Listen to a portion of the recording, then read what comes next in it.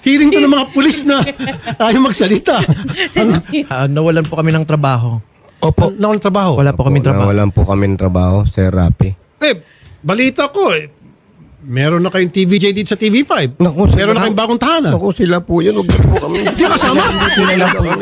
Kasi Idol Rafi, nirereklamo din po nila si Tito Soto, si Vic Soto, and Joey De Leon daw po ang nirereklamo nila, Idol Rafi. Teka muna, mabigat yung nireklamo niya. Yes po, yun po ang nirereklamo Sure kayo? Opo, natatap.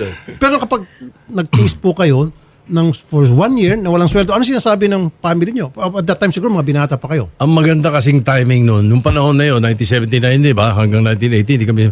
1978, nag-umpisa school bukol. Channel 13 was the #1 primetime show. Yung school bukol. For so many years. Miss Tapia. Correct. Alala ko, Yan. napapanood ko. So, sumisweldo kami ron. Ang sweldo namin